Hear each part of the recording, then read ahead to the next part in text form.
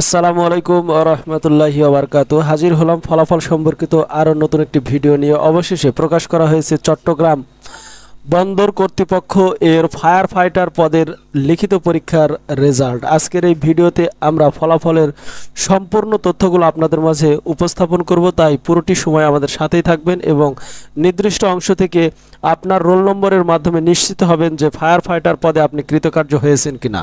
তবে মূল ভিডিওতে প্রবেশের পূর্বে অবশ্যই এখনও আপনারা যারা আমাদের ইউটিউব চ্যানেলটি সাবস্ক্রাইব করেননি তারা অবশ্যই সাবস্ক্রাইব বাটনে ক্লিক করবেন এবং পাশে থাকা বেল আইকনটি অন করে দিবেন, যাতে করে নিয়োগ বিজ্ঞপ্তি, পরীক্ষার তারিখ, প্রশ্ন সমাধান এবং ফলাফল সম্পর্কিত যে কোনো ভিডিও পাবলিশ করার সাথে সাথেই আপনি পেয়ে যান এবং সেখান থেকে আপনার প্রয়োজনীয় তথ্যটি দেখে নিতে পারেন। তো চলুন শুরু করা যাক।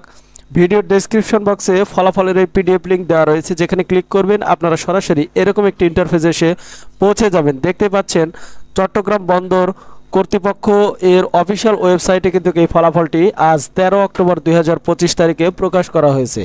চট্টগ্রাম বন্দর কর্তৃপক্ষ এর ফায়ার ফাইটার পদে জনবল নিয়োগের নিমিত্তে 22 সেপ্টেম্বর 2025 তারিখে অনুষ্ঠিত লিখিত পরীক্ষায় নিম্নোক্ত রোল নম্বরধারী প্রার্থীগণ উত্তীর্ণ হয়েছেন। একটু স্ক্রল করলে আপনারা সম্পূর্ণ ফলাফলটি এখান থেকে খুব সহজেই দেখে নিতে পারবেন। দেখতে পাচ্ছেন পদের নাম ফায়ার ফাইটার। এখানে কৃতকার্য হয়েছে সর্বমোট 167 জন।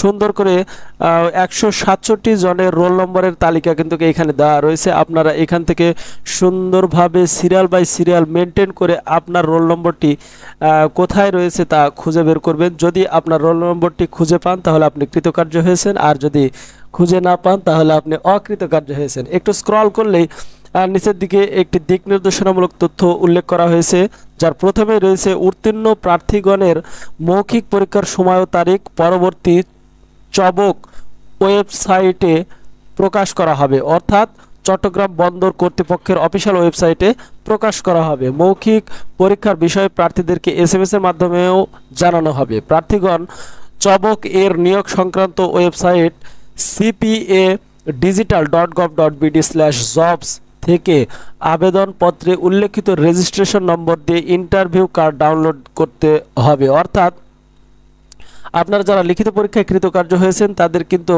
এই যে লিখিত পরীক্ষার প্রবেশপত্র এটি আর কাজে লাগবে না, বরং আপনাদেরকে নতুন করে রেজিস্ট্রেশন নম্বর দিয়ে ইন্টারভিউ কার্ড ডাউনলোড করতে হবে। এরপরে প্রার্থীদের অনুকূলে ডাকযোগে কোনো ইন্টারভিউ কার্ড প্রেরণ করা হবে না। সকল তথ্যের জন্য চট্টগ্রাম বন্দর কর্তৃপক্ষের ওয়েবসাইট www.cpa.gov.bd ভিজিট করার পরামর্শ দেওয়া হলো।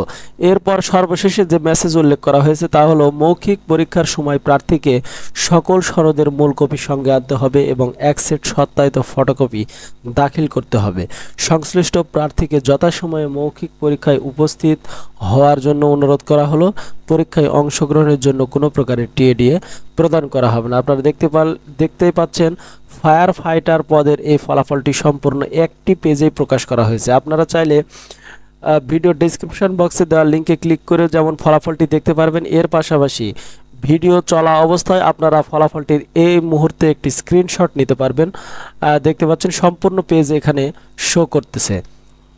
আশা করি আজকের এই ভিডিও থেকে আপনারা চট্টগ্রাম বন্দর কর্তৃপক্ষের ফায়ার ফাইটার পদের লিখিত পরীক্ষার ফলাফলের A to Z তথ্য দেখে নিলেন।